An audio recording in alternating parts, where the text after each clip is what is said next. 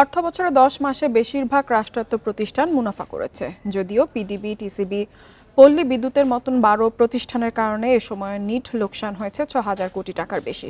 বিশ্লেষকরা বলছেন, সরকারের নীতির দুর্বলতা, দক্ষতা ও জবাবদিহির অভাবে এসব প্রতিষ্ঠান লোকসান করছে।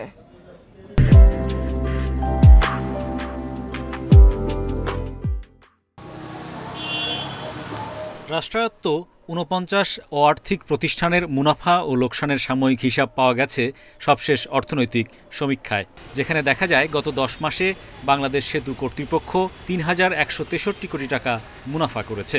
সর্বোচ্চ ৪,৮৭৫ কোটি টাকা মুনাফা করেছে পেট্রোলিয়াম কর্পোরেশন।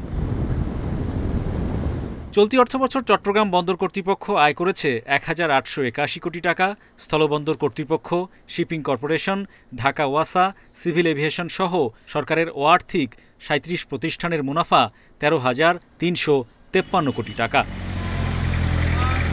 তবে বাংলাদেশ বিদ্যুৎ উন্নয়ন বোর্ড পিডিবি একাই লোকসান করেছে ৬,১১৮ কোটি। পল্লী বিদ্যুতায়ন বোর্ডের লোকসান ৪,৫০০ কোটি টাকা। বিশেষজ্ঞরা বলছেন, বিদ্যুতে ভুল নীতির কারণেই বড় লোকসান। কেন বেসরকারি খাতকে আপনি জ্বালানি আমদানি করার সুযোগ দিয়ে ৮,০০০ কোটি টাকা বাড়তি ২০২২ সালের হিসেবে দেখা গেছে যে ফার্নেস অয়েলের বিদ্যুতের দাম বাড়াইছে? আপনি কেন ফার্নেস অয়েল ভিত্তিক, পৃথিবীর কোথাও জ্বালানি তেল ভিত্তিক বিদ্যুৎ উৎপাদন বৃদ্ধি করে জ্বালানি উন্নয়ন করা হয় না, সেখানে আপনি সেটা কেন করতে গেলেন?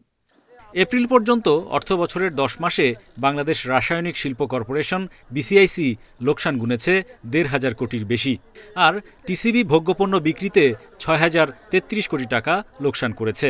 দেশব্যাপী ১ কোটি পরিবারকে তেল, চিনি, মসুর ডাল ভর্তুকি মূল্যে বিক্রয় করে থাকে। এই ভর্তুকি মূল্যে বিক্রয় করার জন্য টিসিবি প্রতি বছর একটা মোটা অঙ্কের ভর্তুকি পেয়ে থাকে। বর্তমান বাজেটের একটা রিপোর্টে দেখা যাচ্ছে যে টিসিবিকে লজ্জনক প্রতিষ্ঠানে দেখানো হয়েছে। আসলে এটা লজ্জনক না, সরকারের সেবাদানকারী প্রতিষ্ঠান হিসেবে টিসিবি ভর্তুকি পায়, সেই ভর্তুকিটাকে আসলে লস হিসেবে দেখানো হয়েছে। গেল 10 মাসে বাংলাদেশ চিনি ও খাদ্যশিল্প কর্পোরেশন ৫১৭ কোটি, জুট মিলস কর্পোরেশন ২২৬ কোটি সহ ১২ প্রতিষ্ঠানের মোট লোকসান ১৯,৩৯৫ কোটি টাকা। Hari Saha, independent news, Dhaka.